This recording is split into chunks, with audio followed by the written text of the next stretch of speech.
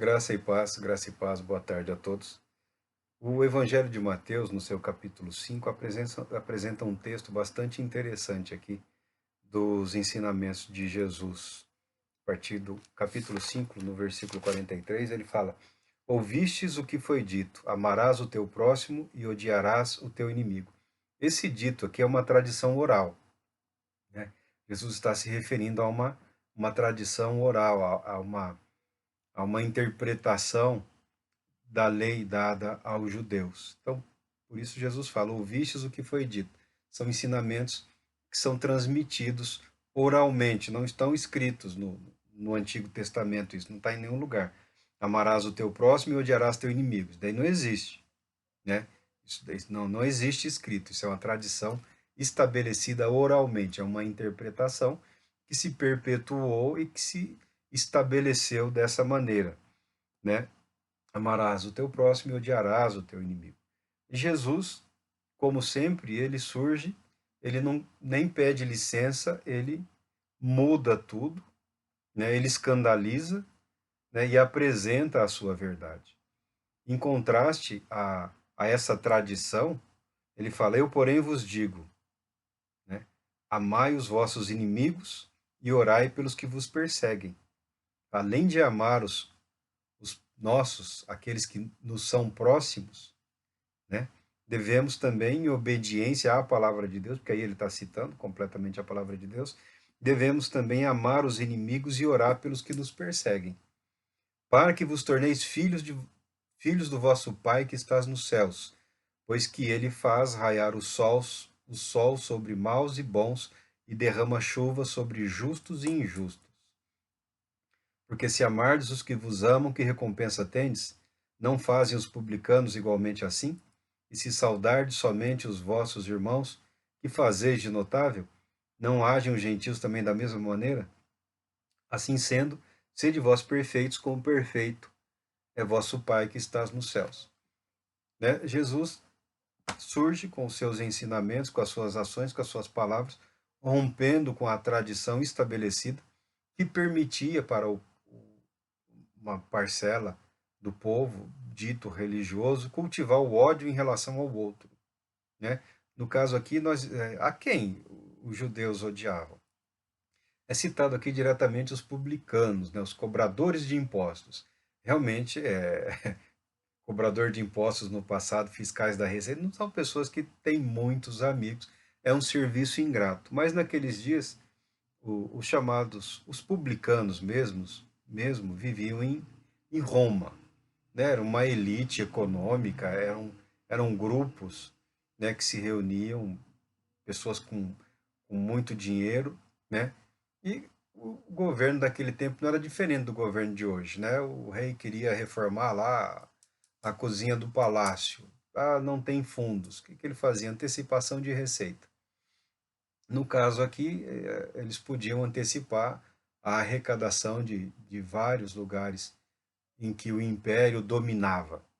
Então, os publicanos passavam, emprestavam esse dinheiro, né? Estou falando de uma forma bem simplesinha aqui, e o império, Roma, dava a eles o direito de recuperar o dinheiro através da arrecadação, né?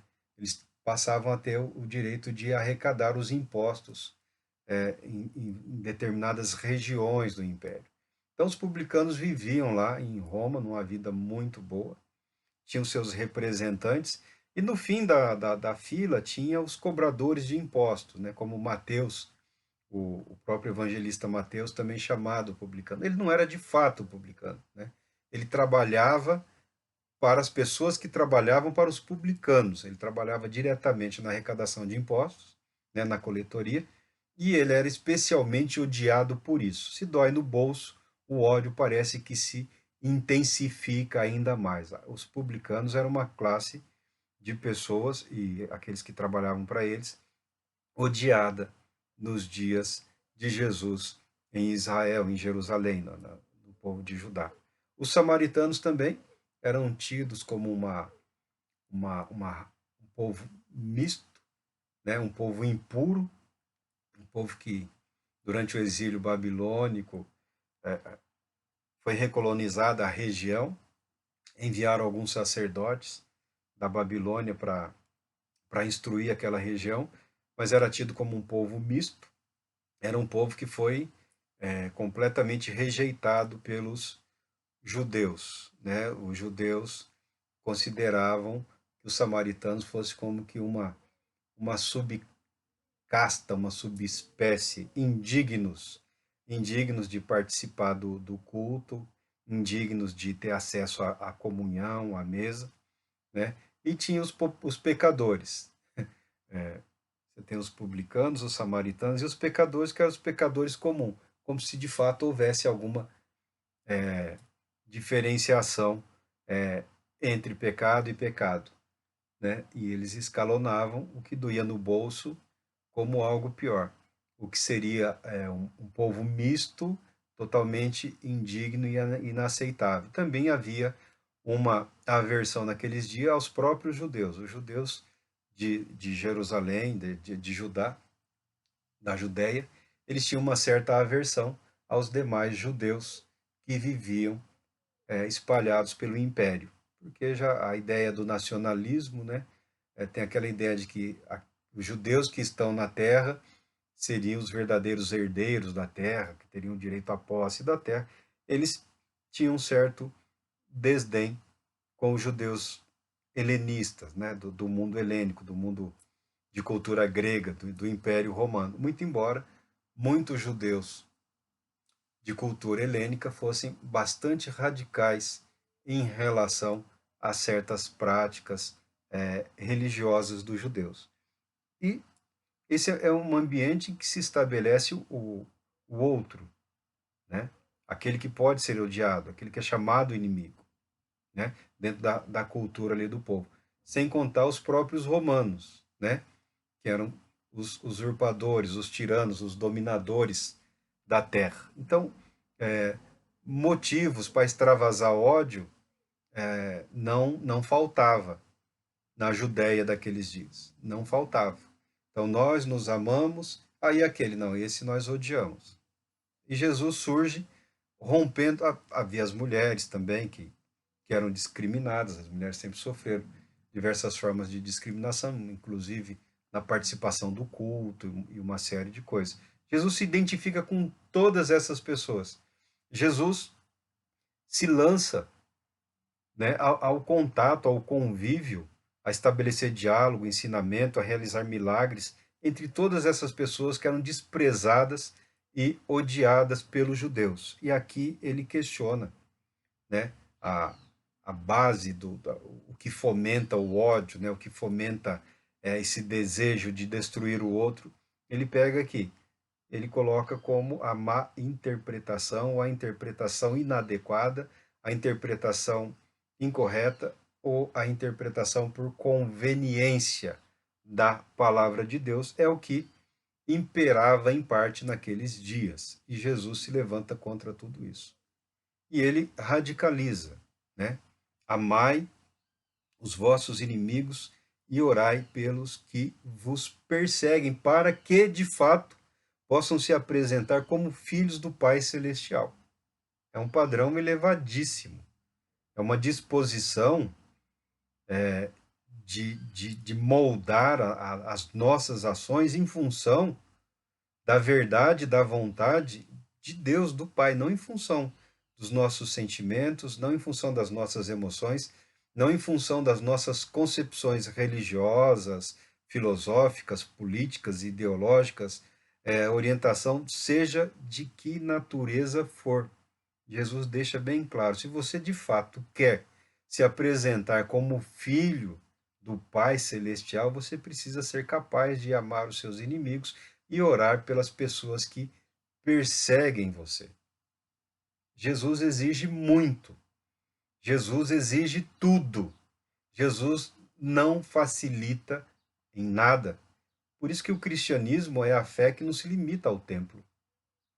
Por isso que a dinâmica da fé cristã não está circunscrita ao culto. Ela não se satisfaz, não se esgota. Jesus traz a verdade de que a, a, a verdade de Deus, a vontade de Deus não se esgota com o culto, ainda que correto, com a prática, ainda que correta, não é suficiente. É preciso superarmos, ou pelo menos estarmos dispostos a enfrentar as nossas limitações, reconhecer que muito do mal que há no mundo é decorrente da nossa própria natureza, da nossa natureza corrompida e pecaminosa. Aí você fala, Marco, eu quero ver onde você enxerga isso, alguém orando pelo inimigo. Olha, não é tão simples assim, né? Não é tão simples assim, porque, como nós já falamos outras vezes, Jesus não espera que nós sejamos ingênuos. Você sabe que a pessoa quer te destruir, aí você vai lá só para ser atacado, agredido. Não, ele não espera uma atitude estúpida da parte de ninguém, não espera uma atitude infantil. Mas a palavra de Deus ensina que se o seu inimigo tiver fome, dê comida a ele. Ele nunca foi seu amigo, mas se ele tiver com sede, dê um copo d'água. Essa disposição que Jesus coloca de amar o inimigo e orar pelo que persegue, é assim, é não procurar a vingança. Nós não devemos estabelecer a nossa necessidade de justiça como sendo a verdade da expressão da justiça de Deus. Ainda que injustiçado, ainda que ofendido, ainda que humilhado, ainda que atacado, né? Nós somos convidados a não nos vingarmos, a não buscarmos a vingança. Eu não me refiro aqui a abandonar a justiça. Não é isso que eu estou falando. Se alguém sofreu injustiça, tem aí a justiça para que a verdade seja restabelecida, restaurada. Mas está falando aqui da motivação, da vingança, o desejo de vingança. Aí eu achei aqui o belo salmo, o Salmo 57, conhecido Salmo de Davi, quando ele se escondeu numa caverna, numa região de cavernas, pelo que a gente vê aqui, fica no caminho do Mar Morto, em direção ao Mar Morto. É uma região árida ou semiárida, eu não sei descrever a região lá, de pouca vegetação, mas você encontra, assim, água, né? Não é um lugar assim onde é impossível ter vida, é possível sobreviver. Davi se escondeu numa caverna. E, e esse episódio o rei Saul voltava de uma batalha contra os filisteus, aí ele reuniu 3.000 homens, sabendo mais ou menos da região onde Davi se encontrava, ele aproveitou a vitória sobre os filisteus e resolveu mais uma vez tentar matar Davi. Davi, jovem Davi, ungido para ser rei, herói do povo, e o velho Saul, que na juventude era um jovem humilde, simples, havia se apegado terrivelmente à coroa, ao trono, à ideia de que ele havia sido estabelecido por Deus para ser governante, para ser rei, e ele queria criar uma dinastia, muitas vezes se voltando contra o próprio filho que seria herdeiro dele, né, um ambiente assim perturbador. O rei, né, quis se perpetuar como rei, muito embora estivesse vivendo aquém do compromisso estabelecido por Deus. Mas vamos ver aqui o salmo. Diz aqui o salmista: Tem misericórdia de mim, ó Deus, tem piedade de mim, pois em ti a minha alma encontra refúgio. Eu me refugiarei à sombra das tuas asas, até que passe o perigo que me persegue. Esse salmo aqui, certamente, quando ele tomou conhecimento, 3.000 homens naquele tempo era um contingente muito bom. Davi tinha alguns poucos homens, né? Era um bando, né? Tinha alguns poucos homens que o seguiam, basicamente fugiam das perseguições ordenadas por Saul e com Davi aguardavam o cumprimento da promessa de Deus. Lembrando que quando Davi foi ungido, ainda jovem, rapazinho, né? Ninguém se preocupou com o que fez Samuel. Tá? Nem o pai, nem os irmãos de Davi. Samuel apareceu, perguntou dos filhos, olhou para os filhos, não viu nada, os filhos de Jessé, Aí perguntou, por acaso, né? Eu sei, por um acaso você não tem? Ah, tem sim. Tem um mais moço lá que está cuidando do rebanho, então o profeta mandou traga o rapaz. E o rapaz foi ungido. Ele pegou lá a vasilha lá com o azeite, com um óleo de unção e ungiu Davi diante do pai, diante dos irmãos e foi embora. Vida que segue. Não deu mais nada para ele, não orientou, não ficou. O profeta obedeceu à vontade de Deus, agora era com Davi, né? E nós sabemos pela Bíblia que Samuel gostava muito de Saul e clamou muito, né, por Saul, mas infelizmente Saul seguiu o caminho que quis seguir. E o próprio profeta estava correndo risco quando foi ungir Davi como rei segundo a vontade de Deus. Eu pessoalmente acredito que Saul ele não perdeu o trono, né, o direito a estabelecer uma descendência sobre o trono de Israel de uma só vez. Foi aos poucos. Mas, na minha opinião, o pior momento do rei Saul foi quando o tal Golias, né, era um mercenário, na verdade, né, o gigante Golias, contratado pelos filisteus, ele era um duelista, né? Ele era especialista na arte do duelo. É um cara muito alto, pelo que falam, assim, 3 metros de altura, 3,15, uma coisa assim, em torno de 3 metros de altura.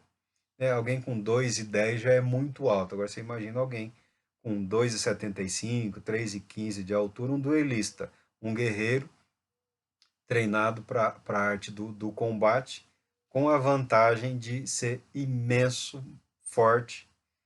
Quando Golias lançou o desafio, e foi durante vários dias, lançou o desafio contra os judeus, né, ofendendo, insultando, era a prática da época, né, porque ele nem filisteu ele era, ele foi contratado para duelar. Não era incomum esse tipo de absurdo naquele tempo, tá? É, até algum tempo atrás existiram duelos aí mundo afora. Né? O duelista profissional é aquele que substitui o desafiante.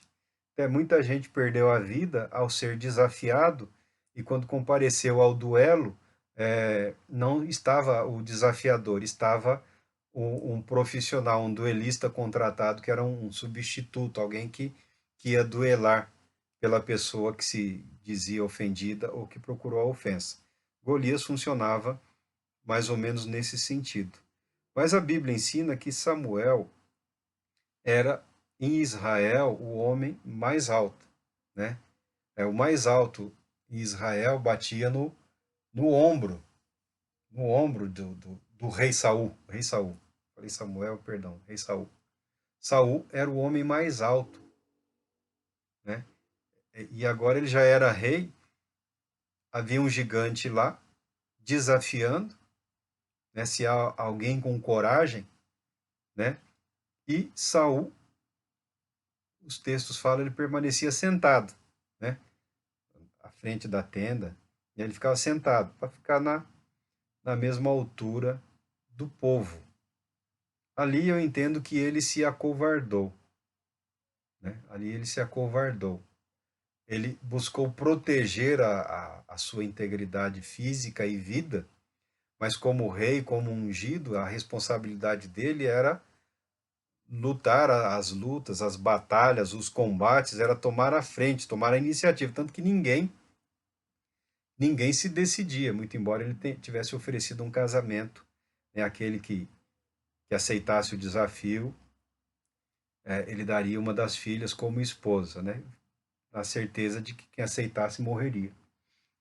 Ali Davi ganhou a confiança, ainda jovem, ele ganhou o respeito, a admiração e a confiança de todos os homens de Israel que estavam na frente de batalha. Ele foi inteligente, ele teve sabedoria, ele conversou com várias pessoas, né, para que se confirmasse a promessa do rei, o que havia sido dito, e deixar clara a disposição dele, que não estaria agindo por um ato de loucura, insanidade, né, que ele estava consciente de que Deus o capacitaria a vencer o gigante. O próprio rei achou interessante a atitude do jovem Davi, tentou emprestar uma armadura, mas depois, como o jovem não era habituado ao uso de armaduras, deixou que ele fosse. E Davi, a história, todo mundo sabe, ele venceu. Ele venceu. Surpreendentemente, para todos que ali estavam, o rapazinho venceu um gigante. Num duelo. Porque se você olhar ao redor, não tem mais gigantes sobre a Terra. São poucos, são raros. Gigantismo é uma eventualidade genética agora, tratado como uma anomalia. Todas as culturas de quase todos os povos do mundo trazem uma tradição de povos gigantes, grandes. E todas as culturas deixam claro que eles foram extintos. Né? O ser humano não gosta de afronta ou se sente afrontado com algo que lhe é diferente, não lhe é comum, não lhe é peculiar. Gigantes desapareceram, foram extintos. Mas no caso aqui, Davi ganhou a confiança e o respeito por aceitar um desafio em nome do rei e em nome de todos os combatentes que estavam lá. E sagrou-se vencedor para a glória de Deus. Ali, na minha opinião de leigo, ali o rei Saul murchou. Ali acabou. Porque naquele tempo o rei é o que ia à frente dos exércitos nas batalhas. Se o rei se acovarda, acabou. Acabou. Mas segue-se a história. Tudo que Saul faz para tirar Davi do caminho só faz com que Davi se torne ainda mais conhecido e mais famoso para o povo. E nesse instante, Saul está voltando de uma vitória, e ele aproveita a vitória numa batalha para se livrar do que ele aponta como um inimigo interno. Ele derrotou os inimigos externos, uma batalha contra os filisteus, numa determinada região, e já desviou as tropas, pensando, vou acabar com Davi. Sabendo da manobra do rei Saul, Davi se assustou, Davi teve medo, homem que era, né? E nessa região montanhosa, você pode procurar na internet, você vai até achar a suposta caverna onde as supostas cavernas onde Davi poderia ter se escondido, se ocultar. Nós chamaríamos de uma gruta, né? Ele pega os seus poucos homens e se escondem no mais profundo de uma caverna, de uma gruta, ali aguardando que passassem as tropas de Saul que estavam fazendo ali um pente fino na região. Uma região de difícil acesso, mesmo locomoção, mas 3.000 homens é bastante gente procurando. Né? E se você se empenha, você acaba conseguindo localizar. Então, Davi, nisso ele tem de fascinante. Nisso ele tem de surpreendente. Né? Nas situações mais difíceis, ele se lança diante de Deus. Né? Ele se joga aos pés do Senhor, clamando, pedindo, acreditando que Deus é a segurança dele, a fortaleza dele. Ele diz aqui, ó, tem misericórdia de mim, ó Deus, tem piedade de mim, pois em ti a minha alma encontra refúgio. Né? Muito embora procurando uma caverna, um lugar onde se esconder, ele fala, mas o meu refúgio é em Deus. É em Deus o lugar onde eu encontro verdadeiro abrigo, proteção e segurança. E ele continua no Salmo. Clamo a Deus, o Altíssimo, ao Deus que sempre me dispensou sua proteção. Dos céus ele me enviará o seu livramento e a salvação, me protegerá com o seu amor misericordioso e fará fracassar todos os intentos daqueles que me perseguem impiedosamente. Olha que confiança. Ele não sabe como, mas ele acredita que Deus é poderoso e fiel para protegê-lo, para livrá-lo do mal. Ele não sabe como ele, um pequeno grupo de homens, 50, 100, eu não sei quantos ele dispunha naquele momento ali com ele, né? Mas não eram suficientes para enfrentar 3.000 soldados, né? 3.000 homens em obediência ao rei Saul, tentando tirar a vida. Mas ele acredita que é possível, de alguma maneira, sair vivo daquela situação constrangedora e ameaçadora. Ele fala: a minha alma está cercada por leões ferozes, tenho de repousar entre homens perversos, que por dentes têm lanças e flechas, e por língua uma espada afiada. Ó Deus, eleva-te sobre os céus e sobre toda a terra com tua glória. Estender uma rede para os meus passos. Isso abateu minha alma. Diante de mim cavaram um fosso, porém eles mesmos nele caíram. Meu coração está disposto a Deus. Meu coração está livre do medo. Quero cantar e entoar louvores. Desperto a minha alma, harpa e saltério, despertai. Quero despertar a aurora. Graças te darei, Senhor, entre as nações te cantarei louvores. Pois teu amor se eleva até os céus e tua fidelidade até as nuvens. Ó Deus, eleva-te sobre os céus e sobre toda a terra com tua glória. Desculpa que meu óculos está precisando de um novo, já não consigo ler tão bem. Veja a beleza da oração que se tornou um cântico, um louvor a Deus, que é entoada por esse jovem. Do desespero à confiança. Porque o que está em jogo? O que está em jogo? É só a vida de Davi? Davi reconhece que o que está em jogo de fato com a atitude do rei é: será que as ações humanas podem barrar ou impedir um decreto estabelecido pelo próprio Criador? Porque Davi nunca havia buscado se tornar rei. Ele nunca tinha ambicionado isso. Nunca tinha sequer pensado. Até um dia em que o profeta de Deus, Samuel, foi até a casa dele. Ele nem estava em casa, estava trabalhando, estava cuidando das ovelhas, estava nos pastos, não sei se a 500 metros, a 5 quilômetros, a 10 quilômetros. Eu não sei se o profeta teve que esperar 1 hora, 2 horas ou 3 horas. O jovenzinho foi trazido e foi ungido para ser rei. E foi declarado e entendido que aquela era a vontade de Deus. A pergunta a ser respondida é: pode o rei Saul mudar o decreto divino? Pode uma ação humana, até mesmo de alguém que tenha sido ungido com um propósito e abandonando aquele propósito, passa a lutar contra Deus, tentando impedir o cumprimento da promessa de Deus, matando o que havia sido ungido? Olha que a insanidade do Saul. Mas Davi foi ungido para ser rei, mas se eu matar ele não vai ser nada. A pergunta é: pode a ação humana impedir um decreto divino? Nisso Davi é sábio. Nisso Davi se tornou o entendimento dele dos caminhos do Senhor, o discernimento dele das questões espirituais e da própria vida, ele foi além de muitos. Porque onde você estabelece uma estrutura de poder, um palácio, um trono, um domínio, um reino, um governo, sábios se juntam para auxiliar no governo, na administração. Mas Davi não tinha absolutamente nada, a não ser uma promessa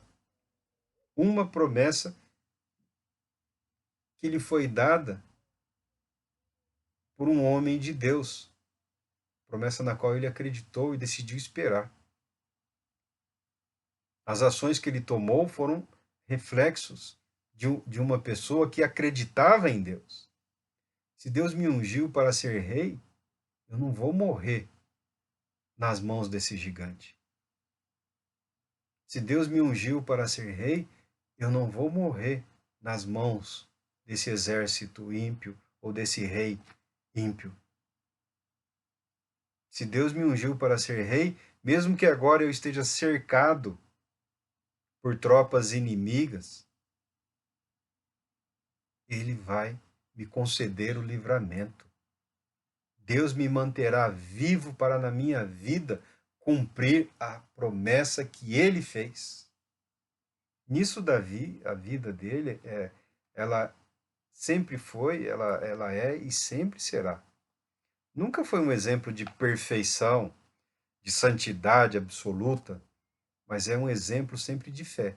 É um exemplo de alguém que teme a Deus, que ama a Deus e que confia em Deus até no desespero. Até durante a aflição, o desespero, o pior momento. Não é só nas grandes batalhas, nas pequenas batalhas e nos momentos em que ele está sendo injustamente acuado, caçado, atacado, como se fosse um animal. Ele está sendo tratado como se ele tivesse tentado um golpe contra o rei, contra a monarquia. Né? Como se ele tivesse tentado matar o rei para usurpar o trono. Ele não tinha nem representatividade ainda no início para isso. Mas a perseguição de Saul fortaleceu a Davi. Quanto mais Saul o atacava, mais ele se fortalecia e mais o próprio povo, os dirigentes, viam esse rapaz tem futuro.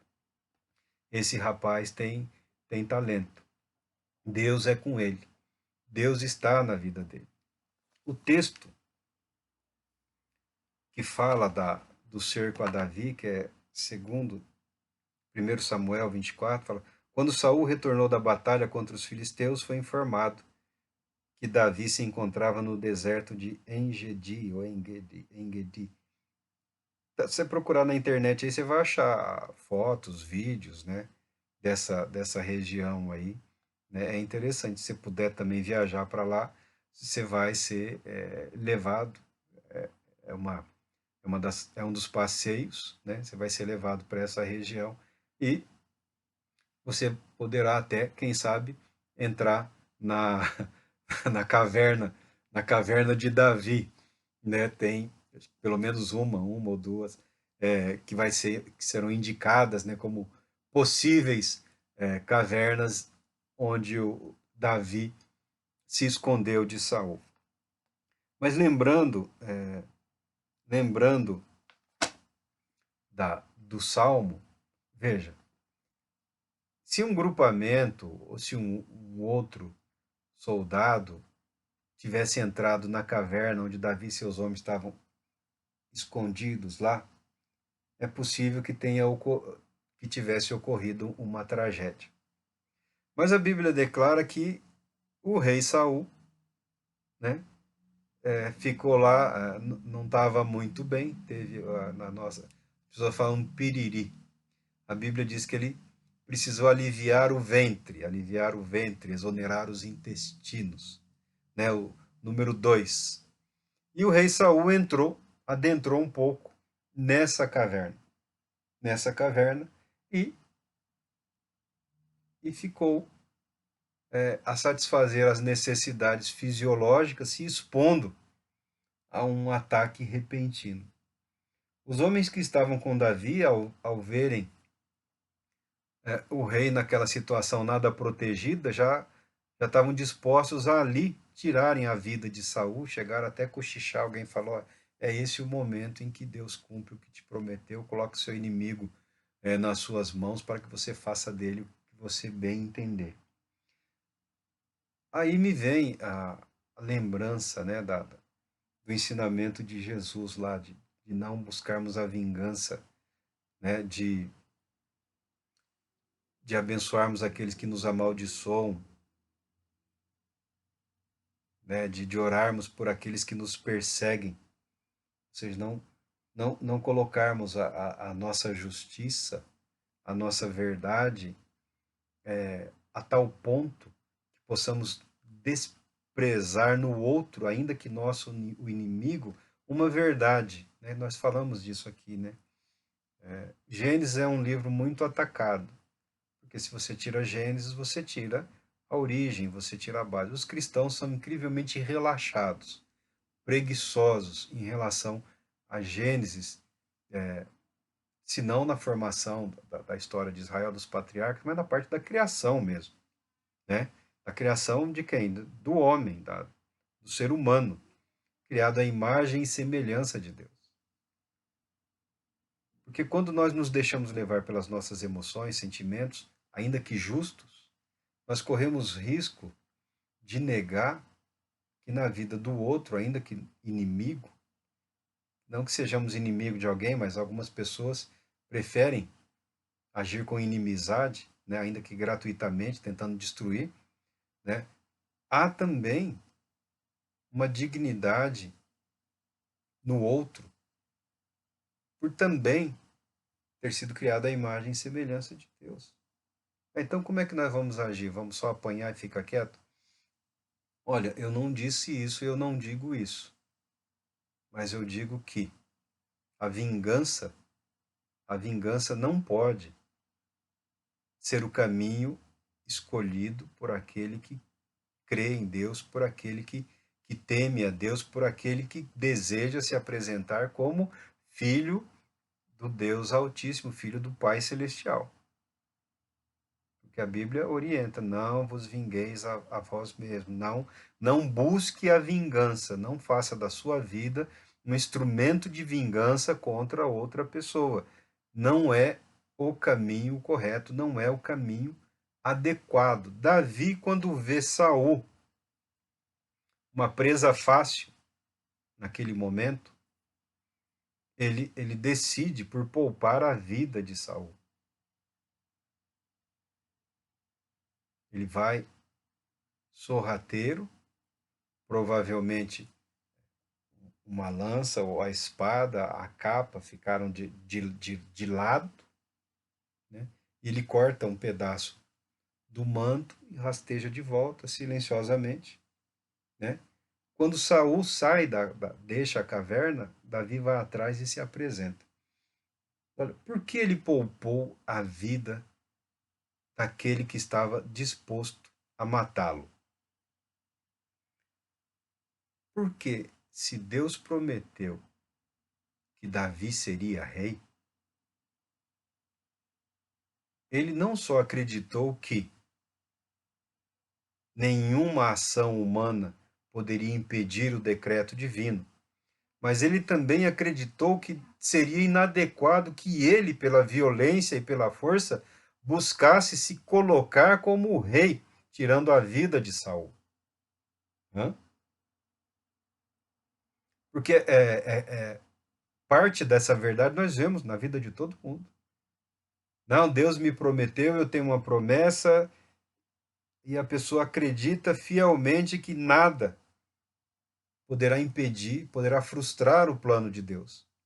Mas quando chega na parte de se comprometer em permitir que o plano, o propósito e a vontade de Deus seja estabelecida pelo próprio Deus, aí os filhos do Deus Altíssimo, os filhos do Pai Celeste, muitas vezes se atropelam. Muitos teriam tirado a vida de Saul na primeira chance. Ele foi ungido, eu também fui ungido. É o propósito de Deus que eu reine. Saul, você já era. Não, veja a beleza, a confiança, a fé, o amor, o temor, a reverência. Se Deus estabeleceu Saul como rei, se Saul não estava agradando a Deus pela maneira que ele reinava, pelas atitudes, pelas omissões, Deus, no momento estabelecido por ele próprio, tiraria Saul do trono. Não precisava uma conspiração, não seria preciso um assassinato, um homicídio.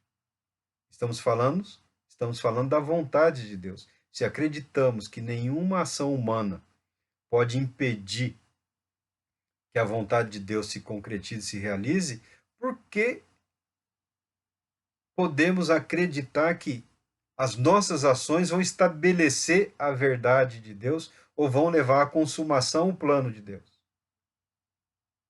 Estamos falando aqui numa situação extremada. Saul era um problema, Saul se tornou um estorvo. Saul se tornou inimigo do próprio povo, inimigo de si mesmo. Saul estava lutando contra as ordens de Deus, contra o decreto de Deus. Saul se tornou um homem amargo, perturbado, neurótico. Toda perturbação mental, todo desespero, toda ansiedade, toda a ira, todo o ódio na vida de Saul eram decorrentes da rebeldia, do pecado, da indisposição em fazer a vontade de Deus. E pior, quando pecava, ele não se humilhava. Saul não é conhecido por se humilhar. Saul, numa das vezes que foi repreendido por Samuel, ele não se humilha diante de Deus, ele se lança em direção a Samuel e puxa, né, rasga o manto do profeta lá, porque ele estava muito preocupado com a aparência. Se Samuel o deixasse ali, o povo saberia que ele estava sendo rejeitado por Deus. Então, fica aqui a aparência,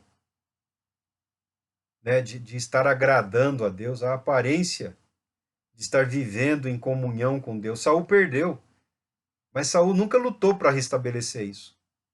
Saul nunca se empenhou. Mesmo vendo tudo isso no inimigo, Davi não se atreve a tirar a vida de Saul. Porque tirar a vida de Saul também seria atentar contra a grandeza, contra a soberania, contra a sabedoria de Deus. Tentar acelerar o que era inevitável não traria o resultado esperado, o resultado correto. Davi, nós podemos dizer que ele amou o inimigo, ele amou quem o odiava. Ele orou, ele abençoou quem o estava amaldiçoando. Davi conseguiu. Davi conseguiu. Ele não buscou essa circunstância. Ele não criou essa situação. Na verdade, ele estava fugindo desse conflito, esperando que Deus, de alguma maneira, cumprisse o que havia prometido. E Deus cumpriria, e Deus cumpriu. Ali, Davi se apresenta para Saul, exibe o pedaço do manto, faz uma fala, se colocando como servo do rei, ou seja, dizendo que nada havia tentado contra o rei.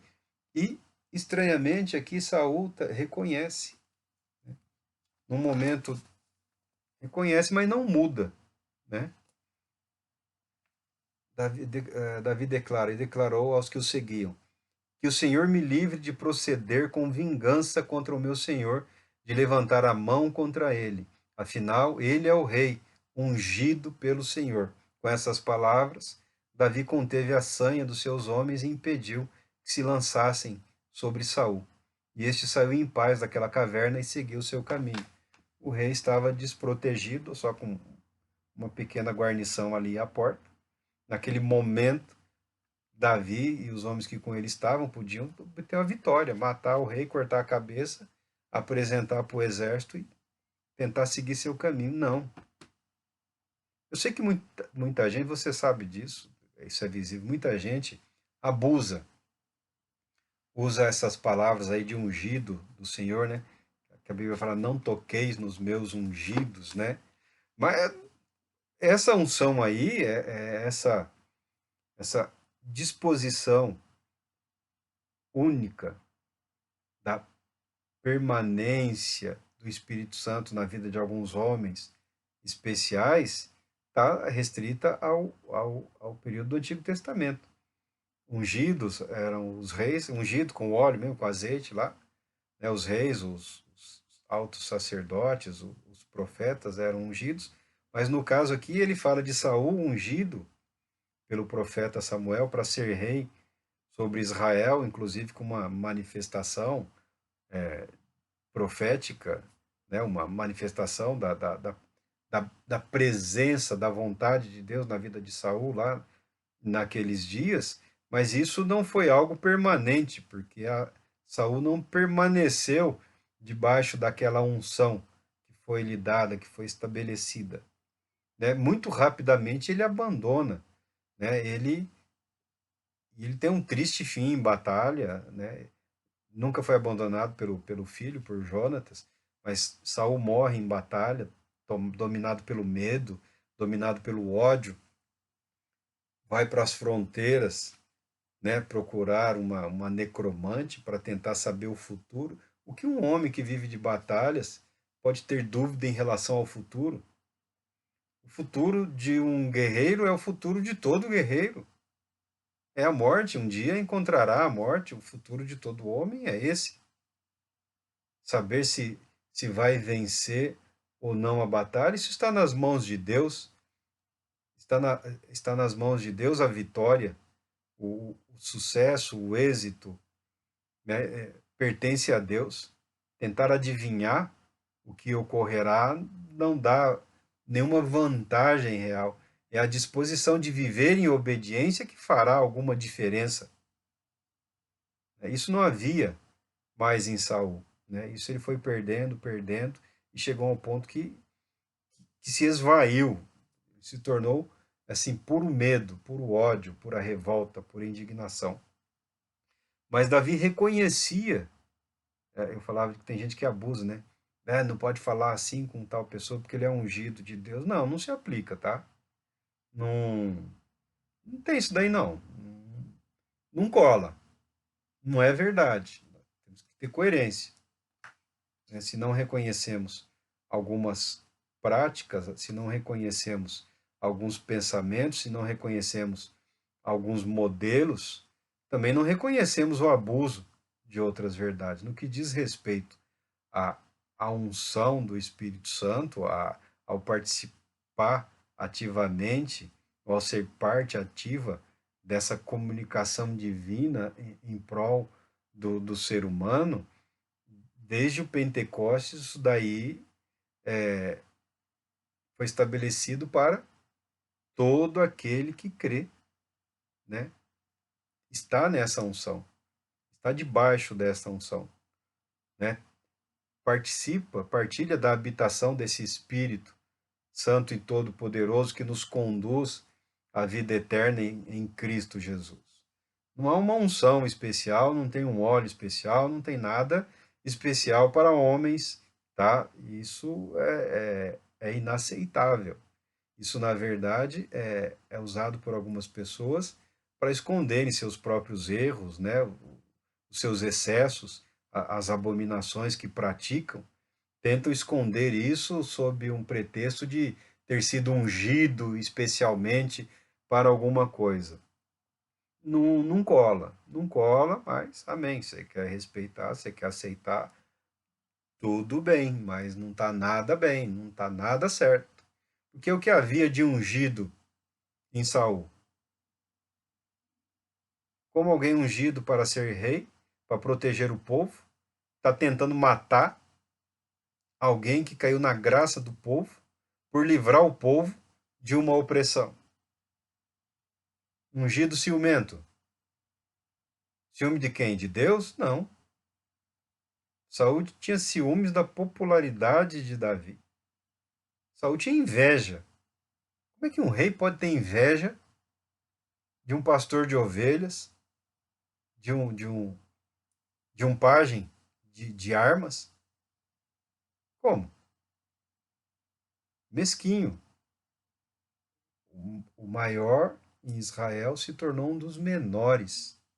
Por que mesquinho? Porque o que faltou a ele sobrou no rapaz. Foi o quê? Coragem. Deus me ungiu para ser rei, então, enquanto Deus quiser, eu serei rei. Saul não teve coragem para se levantar e ir para cima do gigante e falar: eu sou o rei. Deus me ungiu para ser rei sobre Israel. Mas quando as mulheres, os jovens começaram a aplaudir o rei Davi, né? Cantos, né? Celebrações pela vitória de Davi, aí Saul ficou enciumado. Aí Saul se escondeu. Davi, quando teve a chance de se livrar de um problema, ele decidiu que Deus, que o havia protegido até aquele dia, é o mesmo Deus que cumpriria o que havia prometido. Por quê? Se não há ação humana capaz de impedir a concretização do plano, da vontade, do decreto de Deus, também não existe mão humana, não existe, não tem, não adianta. Não existe ação humana que concretize o propósito, o decreto de Deus. Por isso que a palavra de Deus fala, não por força nem por violência, mas pelo meu espírito. Nós não podemos abandonar esse espírito. Nós precisamos voltar ao Espírito Santo, ao Espírito de Cristo, ao avivamento, que é uma transformação, um novo nascimento e um caráter de Cristo. Uma vida em função do desenvolvimento do caráter de Cristo em nós, para a glorificação do nome de Cristo, do nome do Pai, pelo poder e pela presença do Espírito Santo.